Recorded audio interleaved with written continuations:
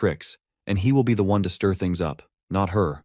He takes a rest first and sleeps for 2 hours. By the time he wakes up, his used up stamina from earlier is completely recovered, and he's ready to go and get the information he needs.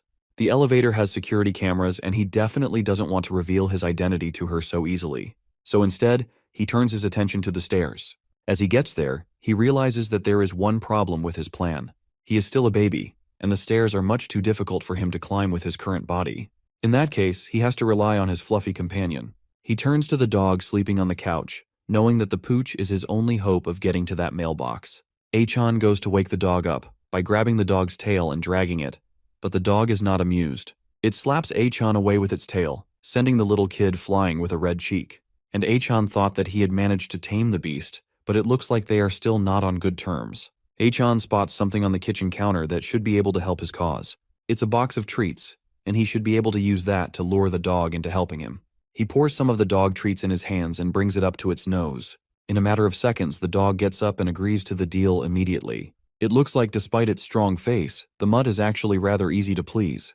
With his transportation secured, the next step is getting to the place where Hot dropped the information before his mother wakes up. He rides the dog through the apartment building and eventually reaches where the mailboxes are. Inside one of the mailboxes, there's a pink letter sticking out of it.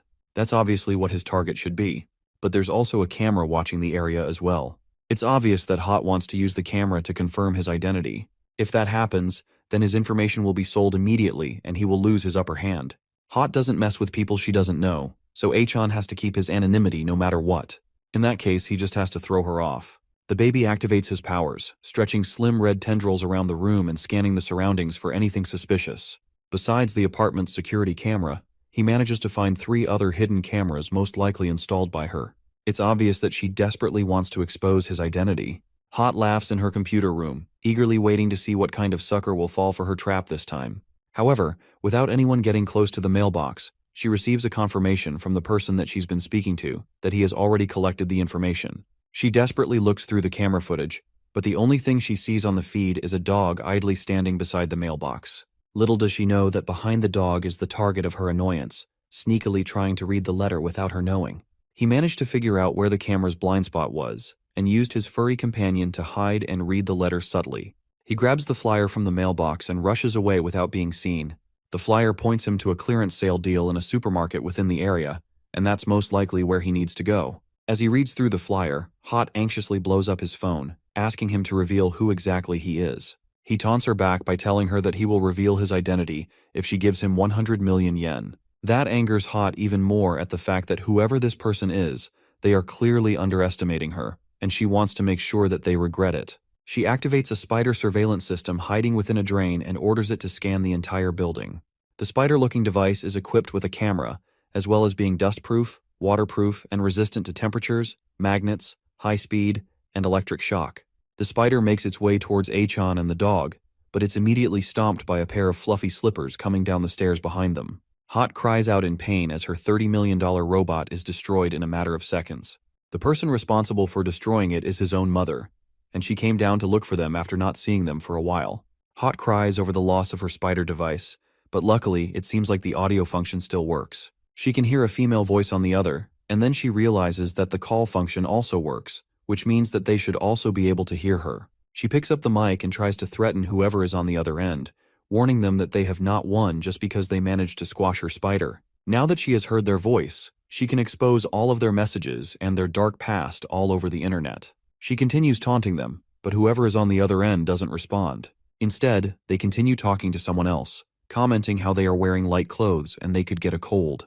That's when Hot realizes that the person on the other end can't hear her, and she's been talking to herself the whole time. On top of that, after doing a bit of research, even with her vast network and connections, she can't seem to find out who the person on the other side is.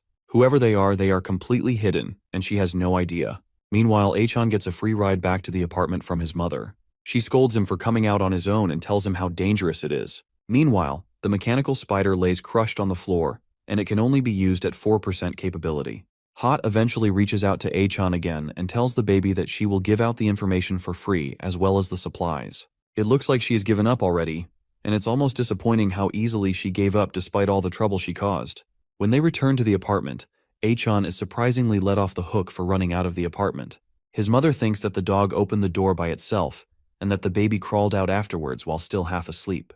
Because of that, he won't be able to use the dog for a while, and it has been tied up to avoid any further instances like these. According to Hot, a warehouse-style supermarket will open soon, which means that she is going to give them supplies from an inventory that she stole from others. For Hot to do that so willingly, she's being rather generous despite everything. If he's going to gather materials, then he needs to do it sooner rather than later. But first, he has to figure out a way to get to the supermarket in the first place. He left a flyer out on the table for his mother to see, but she hasn't even noticed it. There's no way that he can just directly tell her about the end of the world, but he's going to need to do something. As he's trying to figure out what to do, he overhears her talking about how there are only 5 days worth of milk left. That's a perfect opportunity, and he can use that to his advantage. He pushes over the cup of milk on the table, and then pretends to still be asleep when she comes over to check the noise. When she goes to clean up the milk, she finally notices the flyer on the table for the supermarket. She picks it up and starts to consider checking it out, and everything goes all according to Achan's plan. The day finally comes for the trip to the warehouse, and she dresses up the baby in pink clothes, much to his disappointment. While they are both out, the dog has been left at home with plenty of food to eat. They reach the supermarket, but before she can enter, a security guard rushes over to ask her what she's doing in the area. He tells her that there is an infectious disease going around and people are supposed to refrain from going around. The mother tries to tell him that she just wants to buy powdered milk for her baby, but the guard is having none of her excuses. He's a government worker, and Achan knows that the government will soon disappear, so they don't have to worry about things like these for long. The guard is only doing this because he has been ordered to, and he tells her that she should go home. As he's talking to her, he doesn't notice the monster stalking up behind him until it puts its hand on the man's head. In an instant, the monster squeezes its hand and the man's head pops like a bloody balloon. Then it sets its sights on the defenseless mother and child. This monster is a lot larger than anything Achan has faced so far, and it's a strong proliferative type, so it doesn't have any particular weak points either. He doesn't want to reveal his strength, but if he doesn't use his power, then both he and his mother will die here. There's no time to waste, and he's about to spring into action, but his mother plucks him out of the stroller and tries to make a run for it. Achan knows that running away is useless since this thing is a whole different species. It's way faster than a human, and his mother has no hope of escaping on foot. As the monster gets closer to them, Achan notices a case of fire extinguishers on the wall, and then he uses his powers to break the case. It explodes and covers the entire area in gas. The sudden cloud is enough for Achan to squeeze out of his mother's arms and attack the monster, sending it flying away and crashing into a wall. He has about 30 seconds, and until the dust settles, to take care of this monster. In that 30 seconds, he is going to need to settle the fight with this monster before his mother notices what's going on. His mother has passed out because of the sudden attack from the monster, so he has to make sure to take care of everything before she wakes up. Luckily for him, she's unconscious from the earlier impact, but there's no time. The proliferative type has its core in its head. If he can manage to strike its head, then it will definitely die in one hit. However, the monster is still unharmed even after the strike he gave it earlier. Achan has to make sure to finish off the beast in one blow before it can get back up and hurt him or his mother. There's no shortcuts he can use like all the other times. This time he's going to have to fight it head-on with his own strength. Thankfully, he can at least stand this time and doesn't have to crawl around. The monster takes the initiative and jumps towards the child, but Achan is able to dodge out of the way before it can take him down. He then uses his ability to slice up the monster with thin strands of his toady ability. He didn't manage to take out the monster, but he at least managed to make it bleed after that heavy attack. Things don't look so good right now, but Achan is sure that the one who is going to win is him. He rushes off to attack the monster again, this time sure that he can at least hold his own against it. Thanks to his small body, he is able to easily dodge most of its attacks, and uses the string from his toady ability to swing around its body and wrap around it. Then once he lands, he pulls the string, once again cutting through it instantly. It seems like he has the upper hand, but he still needs to strike the monster in the head to defeat it. Luckily for him, with a body as large as that, it makes it difficult to aim for a fast-moving baby. It also can't use its full strength because of how fast it's forced to move. For the monster, it would be the same as trying to chase a mouse. Eventually, Achan is about to outrun and outsmart the monster perfectly, wearing it down severely until it can barely move. This is all thanks to the experience he has built from battles in his old life, up till now. Thanks to the consistent attacks from the baby, the monster's power has been greatly reduced, and one more hit should be enough to take it down. He can't get too smug though, and although the monster has been severely weakened by the constant attacks, it uses all of its strength to grab one of the spikes from its back and chuck it at the baby with incredible strength. Achan is fast enough to dodge the attack, but it still manages to cut deeply into his forehead. He hops away, putting significant distance between him and the monster before it can launch another one of those attacks. If it continues to attack like that, then the baby has no chance of getting closer to finish it off. For now, he has to try and think up another strategy like a surprise attack, or he has to find a way to divert its attention. There's no time left either, and he will soon feel the after effects of using the full strength of his powers. For now, he might have to run and take his mother away before she gets hurt. As he's still trying to figure out what to do, he notices his mother helplessly looking around back at the ground floor. It looks like his time ran out faster than he anticipated, and now she has woken up and she's desperately looking for him. As she searches around for him, she comes face to face with the monster and stares up at it in shock.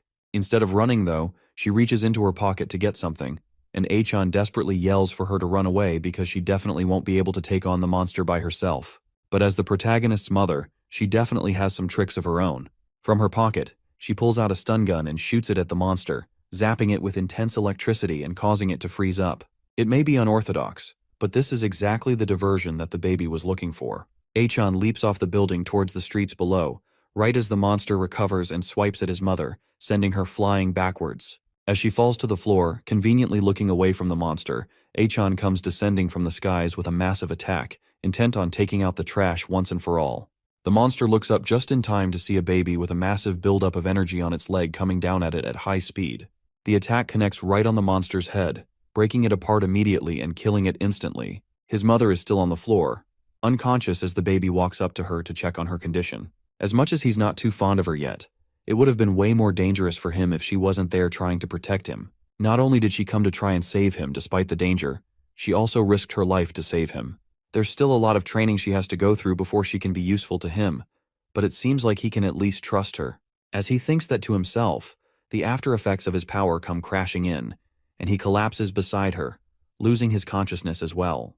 When he wakes up again much later, he has a bandage on his head, and a strange, red-eyed man is fixing up a new diaper for him. Achan doesn't recognize the stranger, and his immediate form of self-defense is to pee on the man to try and scare him away. His mother quickly rushes to apologize, hoping that the strange man doesn't get offended. He wipes the pee off his face, accepting the fact that he most likely just scared the kid, and that's why it happened. He then asks her if she's getting along with the dog, and it looks like his mother is familiar with the man. The man is most likely the former owner of the dog, and he thanks her for taking care of the mutt. Achan is more concerned about the fact that his mother definitely saw the monster that attacked them earlier, but she's acting as if nothing has happened. Then he notices that his hair is wet. That probably means that she was crying in secret again while he was asleep. The man tells her that they are heading out to stock up on supplies and invites her to come alone with them. That catches Achan's attention, as he realizes that stocking up on supplies and buying them all out with the help of other people definitely isn't a bad decision. Before he follows along with them, though, he still has to retrieve the crystal core from the monster that he defeated. He jumps out of his stroller and hurries over to the monster's remains. Once he uses his toady tail to absorb it, he immediately gains the monster's power. This time it seems to be a hardening skill, and it has already fused to his bloodstream. It's not a bad skill, and now he can use his tail as some sort of shield.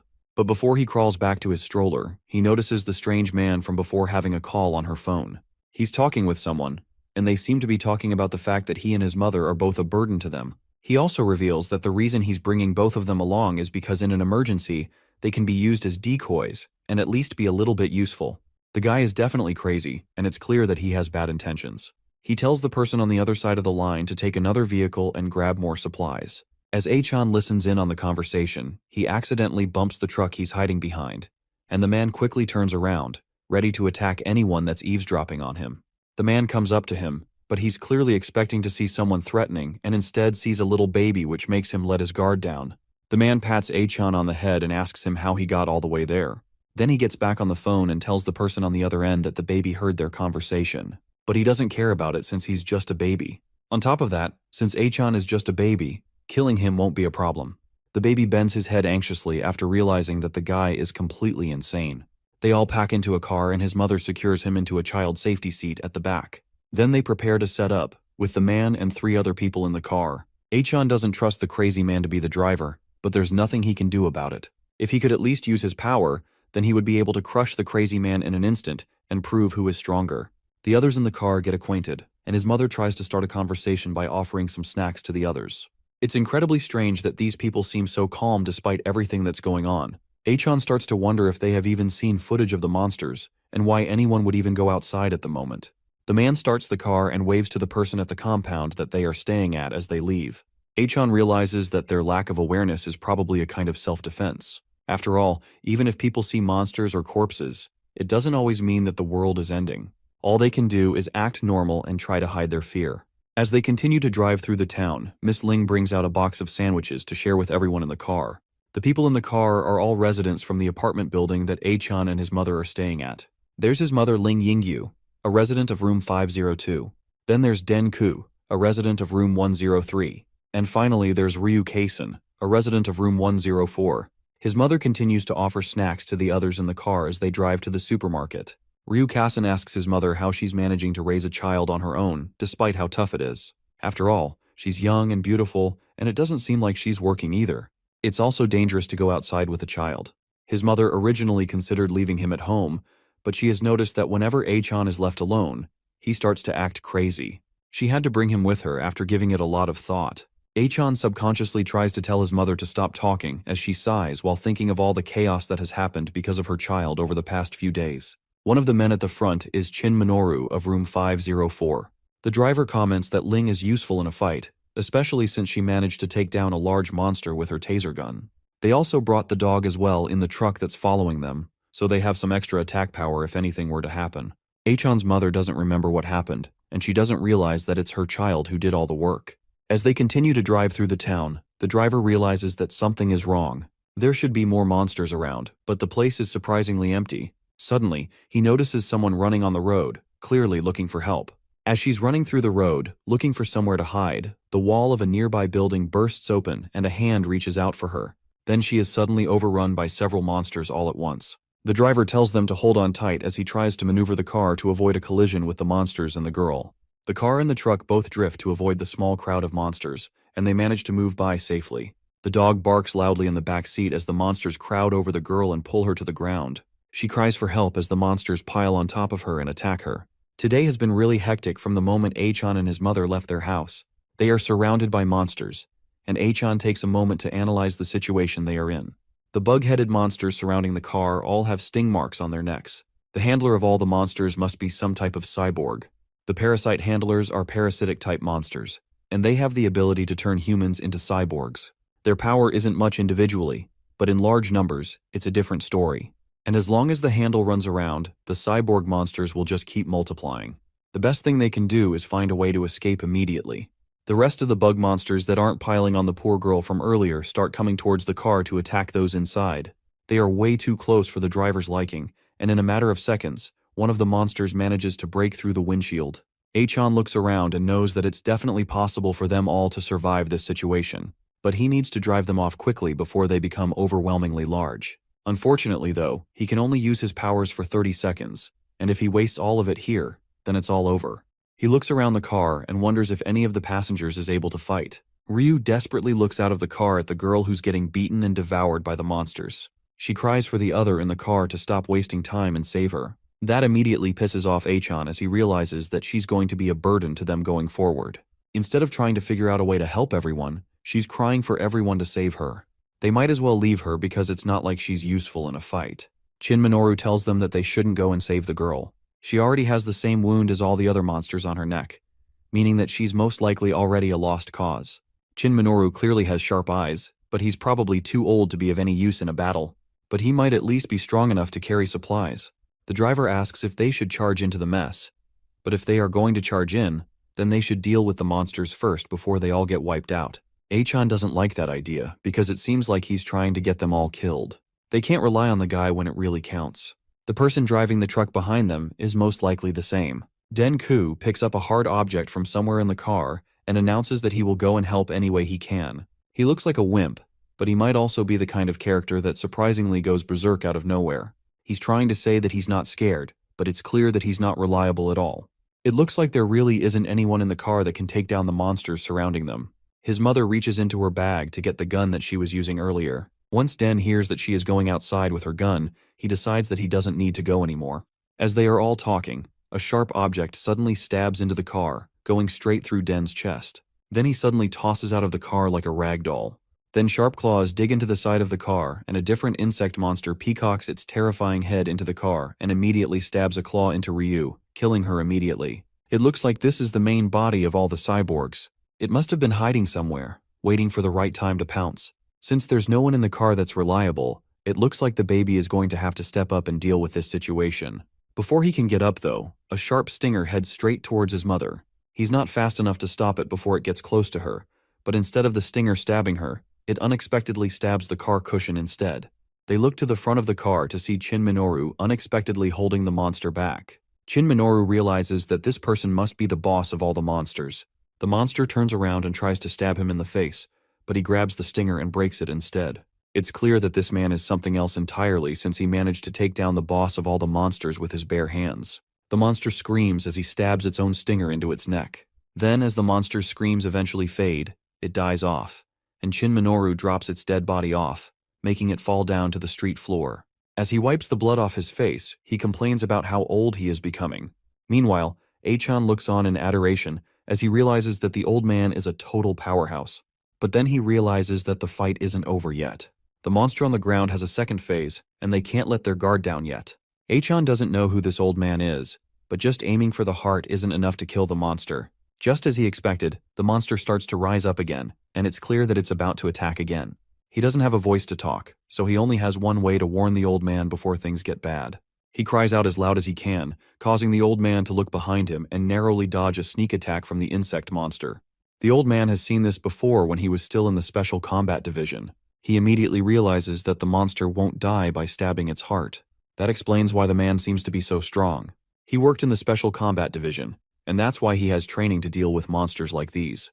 The man jumps out of the car to attack the monster and bring it down. It looks like it won't die easily from simple methods, so Shin Minoru decides that this time, he will use all his energy to crush the monster once and for all. He grabs the monster by its head and slams his knee into its face, causing the skull to crack immediately. Just from the little fighting that he's doing, it's obvious that he has refined battle knowledge, and for him to make the decision to go for the head came very quickly. He should have realized sooner that the old man was from the military, and that he has special skills beyond the others in the car. In his past life, when he was the organization's dog, even though the military was already wiped out by the time he started going on, he heard rumors that after the government collapsed, the military became the largest force resisting the monsters. They were the enemies of the organization back then, but among them, there was the Special Combat Division which worked at the core unit. It seems that they underwent a special training, and they were a thorn in the side of the organization. Thanks to the man's efforts, they can finally go to the supermarket and get the supplies they need. His mother initially suggests that they head home too, but Shin Minoru immediately shuts the idea down and tells her that if they go home, something else might happen, so they need to keep moving forward. It looks like they finally have a reliable person on their team, but now Achan has to figure out how to get this guy on their side. Maybe he can send out a fake military command, or he can blackmail Hot to make her send some insider info, or he can just cling to the man and force him to protect them. Just the thought of using the man for his own personal gain makes the baby grin evilly. As he's thinking of what to do, the man pats him on the head. Then he tells Miss Lin to stay close to him with Achan so he can protect them a little. She immediately agrees and promises to not be a burden to him and to follow him diligently. He tells her not to expect too much from him, and he just wants to help them. She thanks the man for his help earlier in taking down that boss monster, but he tells her not to mention it. After all, if Achan hadn't cried earlier, then he would have definitely died from the monster's attack. Then he tells the little baby that the more foolish someone is, the more they desire profit. That almost sounds like he could read the child's mind and know the selfish thoughts that he had earlier. Achan crosses his arms and decides to peacefully accept the help from the man. But he knows that Shin Minoru's personality will end up being his downfall. They finally reach the supermarket that they have been aiming for since the beginning, but the gate is closed. It looks like it's their day off. The ad said that the supermarket would be open, but the place is clearly closed for business. Achan knows that Hot is a master hacker and she probably shut the supermarket remotely. Suddenly the door opens up and the driver explains to them that he had a friend remotely open the door from somewhere else. As he says that, he smiles and